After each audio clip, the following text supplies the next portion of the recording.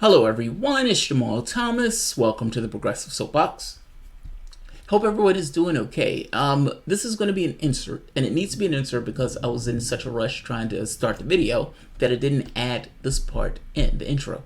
I have with me Professor Richard Wolff. Now, all of you know who Professor Richard Wolff is, but just for technicalities, Professor Richard Wolff is Professor of Economics at University of Massachusetts Amherst, where he taught economics from 1973 to 2008. He's currently a visiting professor in the graduate program in international affairs at the New School University in New York City. I always use professor because I find that it's a thing of reverence of sorts. And I know that sounds weird, using the term reverence in this way. I hate calling people ma'am or sir because I think all of us are just human beings and you have no authority per se that's God given, you just are. But in a sense of professor, I feel it's earned. So I use the term professor and I use it with the term of reference. So without further ado, Professor Richard Wolff. And by the way, thank you for coming on to the show. Hello everyone, it's Jamarl Thomas. Welcome to the Progressive Soapbox. So guys, I hope you guys are doing okay today. I have an amazing treat with me today. Richard Wolff, Professor Richard Wolff. My audience absolutely knows who you are. Please give a hello. Hello, and it's a pleasure to be here. Absolutely. So Professor Wolff, I was paying attention to the Swedish election, the election in Sweden. And I kind of made this point about, the left needs to pay attention to what's taking place with regards to, let's say, immigration policies that may push the population into a particular mindset, especially when certain economic policies have been followed within the country. The shorthand is like neoliberalism. What is your appraisal of the election result in Sweden? Well, I think you're seeing in Sweden more or less of what you have seen in virtually every other European country. Namely, somewhere between 10 and 20% of the voters, when given a chance, will swing away from the parties they've supported in the past, the conventional two-party system that Europeans, like Americans, have lived with for quite a few decades. People swing away from it and vote, in this case, for right-wing parties that used to be there but get very small votes, 1%, 2%, 3%, shooting up to the 10 to 20% range for one obvious reason. They become a ferociously anti-immigrant party. That is, they go beyond their conventional right-wing, sometimes Nazi, sometimes fascistic, more or less. They go beyond that, which kept them at a very low level, and see an opportunity in attacking immigration and all of immigrants and demanding that they be expelled and all the rest of it.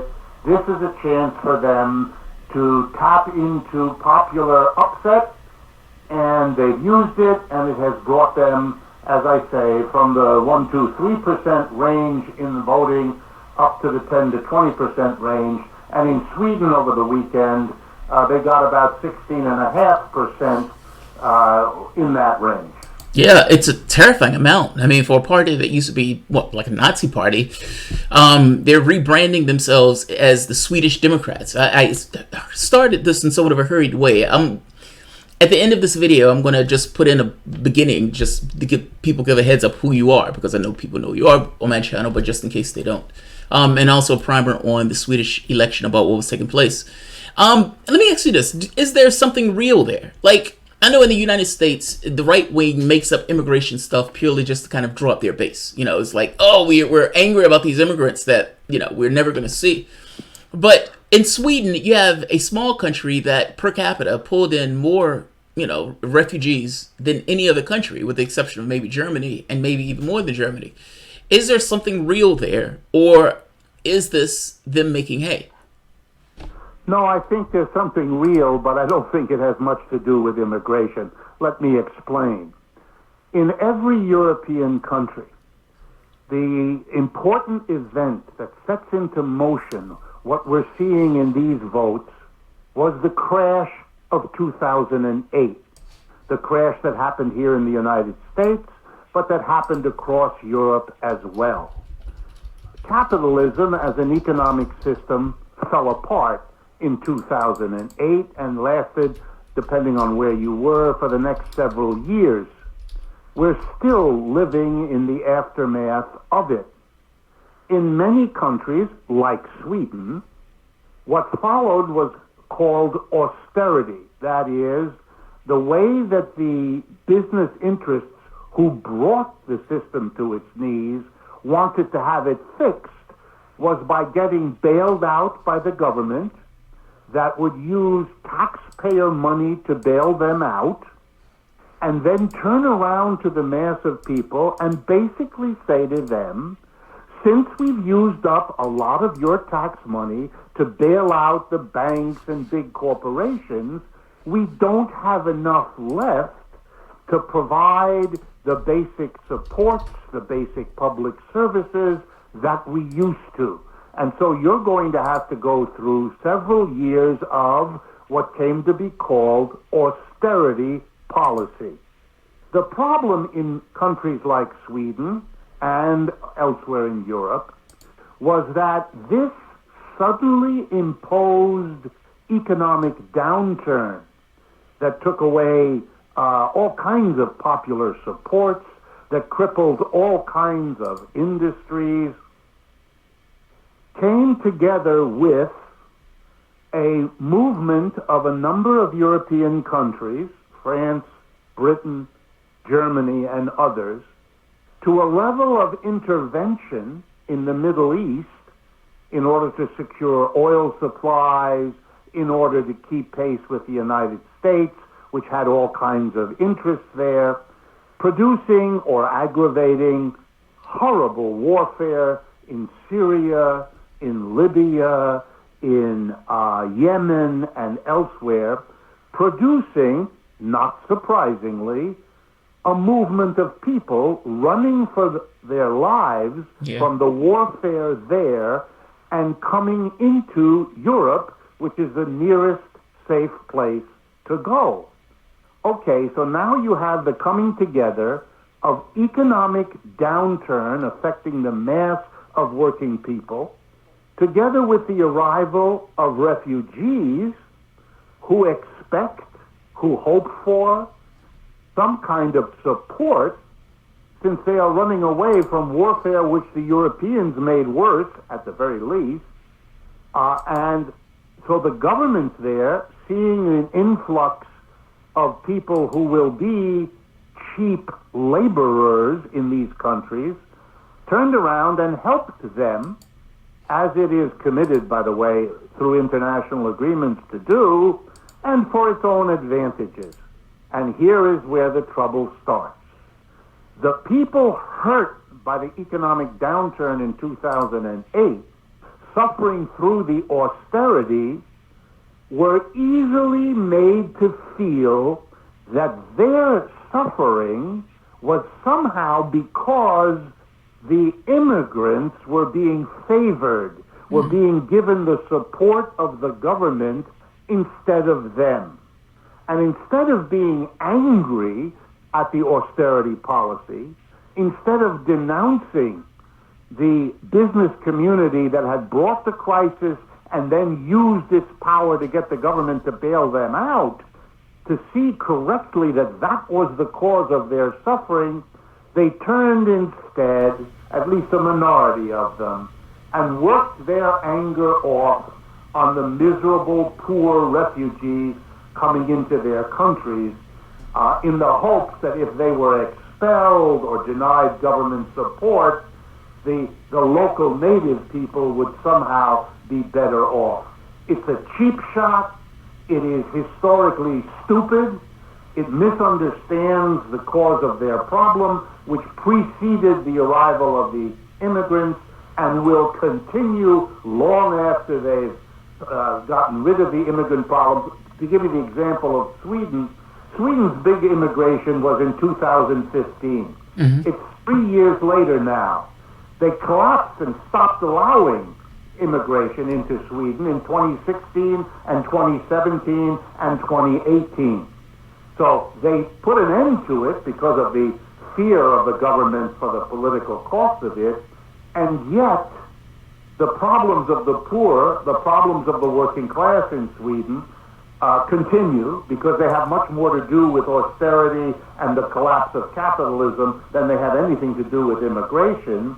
And so they're still angry, and even though the immigration has stopped, they are able, they allow the right wing to come in and give them this simple-minded notion, my goodness, if we get rid of the immigrants, your life will be better. It is a pathetic political ploy based on people who don't understand, perhaps because they're not given the proper education about it.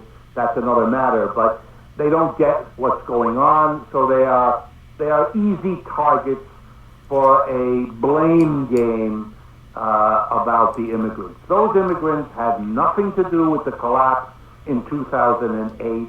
They had nothing to do with the austerity policies followed by the current government. And indeed, much of the support, if you look at where in Sweden, in the rural areas, the suburban areas, where the support came from, is from people who were hurt by the collapse in 2008 and who have not been much helped ever since by the government there, which is in the control of the business community. My last point, this isn't different from understanding the vote of millions of American working people for Donald Trump. Yeah. It has the same causes, and it has the same tendency for people who are suffering, really, but to imagine that the kind of hyped-up anti-immigrant screaming and yelling that Mr. Trump does is going to improve their situation. It isn't. It's a smokescreen for continuing a very pro-business policy, such as Trump's tax cuts last December. Yeah. And those are not going to improve their situation one bit. Let me ask you this. 2 questions on this. Why on earth? I got to be honest. One of the gentlemen that was, I don't know if you remember this, Black Man for Bernie. And at some point, he switched, became a Republican, and started pushing Black Man for Trump. He received a massive backlash for this, and I never understood why he got a massive backlash as opposed to everybody else that votes for Republican. That's white. Like, what's the difference? I mean, for all intents and purposes, what you've just described was a situation where human beings, people, are supporting policies and parties that in no way represent their interests, and not just not represent their interests, but would be completely antagonistic to their interests. And yet they do this because of, the blame the immigrant thing. How is this so effective? But let me push back a little bit at your question. Go for it. And here we go. Americans have a long history of voting for people who are not advancing their interests. Yes. That's not an aberration. That's the norm in this country. One of the reasons people like Trump can get votes is that the mass of people are very disgusted by the fact that the people they have been voting for, your run-of-the-mill Republican, alternating with your run-of-the-mill Democrat, have presided, for example, over the last 40 years in a massive redistribution of wealth from the poor and the middle to the rich. And it doesn't seem to matter whether it's a Republican or a Democrat. That basic pattern has crossed all of that. And so it isn't so surprising that when somebody comes along who makes the case, I'm different from those two, that, people will vote for him, not so much because they like what he says, but out of a kind of disgusted anger at being taken for granted by the two major parties who have been doing that for so many years and not solving their problems, in fact, making them worse. The two sides, Swedish politics has got a coalition of parties on the left who get about half of the vote, and a coalition of parties on the right who get the other half. It's like 40-40 now. Not so different from Republicans and Democrats here. And they have been an enormous disappointment to the majority of the people. And they're going to give the next new different guy, if they think he's different, if he acts different, and that's what the new leaders do. They say, we're not part of that. They are outrageous in a way that makes it clear to people they're new and different. So people say, okay, I'll try a new and different. The interesting thing is, if the left learns the lesson of this political period, it will understand that its best chance is to be really leftist, yes, to demand real big changes, to show that we're not another variant of Republican and Democrat, because as Mr. Trump has shown, and now as the Swedish Democrats have shown, people want a change and will pay more attention to what you have to say if it looks like you might do something, because they're so used to the status quo being reinforced by the traditional party. Last question. In the United States, I don't think there's an issue in the United States. It's one of those things where you have 300 million people in this country and you have enough room for others if people need to come into the country. But Sweden is a small country. And in that being a small country and trying to take in so many refugees, I understand that it's not the crux of the issue. It's like, can Walmart afford to pay their people a decent wage? Yes, Walmart is a multi-billion-dollar company. Of course they can afford to pay their people a decent wage. They just don't do it because they want to maximize their profit and expropriate it to the top. Right. So fair enough. Like, it's not the problem. But it doesn't necessarily mean there aren't Walmart workers who are on food stamps. Like, is that the situation we have here? Yes, it's not the issue in Sweden. Sweden has started to implement neoliberal policies. Sweden is essentially allowing people into the country based on what we've done in large part, this kind of gallivanting around the globe, setting places on fire. But that doesn't necessarily mean that Sweden is not, let's say there's certain areas of Sweden that aren't necessarily doing the best, and that those areas may have, let's say, like ghettos of sorts, like we have in the United States, where you have a large contingent of people who are poor, who are migrant, that tends to gravitate towards. Now, I guess I'm pushing back on the narrative per se, because I've heard some left-wing arguments in Sweden make this argument of, look, this is not the issue. And I agree with you, it's not the issue. But from the people who are living in Sweden, who are maybe, let's say, in areas that are grossly poor, do they not have, is this a fantasy to them? Or is this a real thing that the left needs to pay attention to, not purely from the standpoint of economics? I hope I'm asking this right.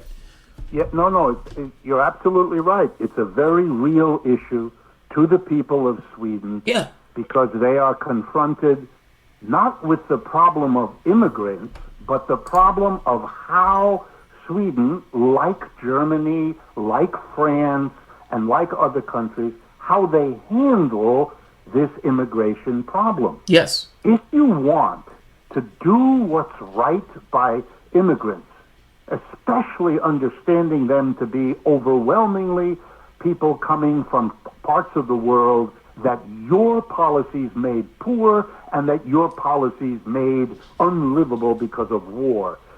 But even put that aside, if you want immigration to happen as they said they did, then you ought to have a plan for how to do that in a humane and fair way. Let me give you a simple example. Create an immediate full employment policy. Make sure that the immigrants you're bringing in are not competing for jobs with your own native people. That's so obvious, it shouldn't take anyone who isn't retarded to understand that if you want immigrants to be welcome, then they have to be welcomed by people who have a good income and a good job. Otherwise, they're competing. Another way of saying this is, if you want immigrants to come in, then make the people wealthiest in your society pay for it. Tax them to provide the full employment for your native people and proper housing and proper jobs for the people coming in.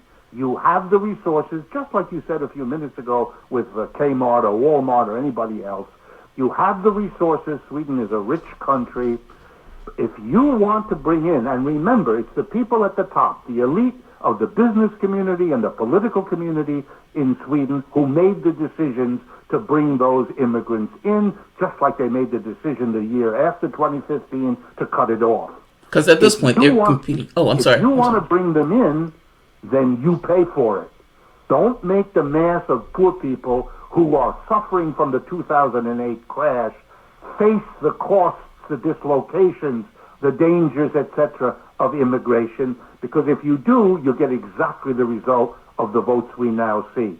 The left ought to come in and say, we welcome the immigrants. They need to be brought into a society in a humane way that doesn't make them the enemy of the mass of people. We've been there. We know how that works.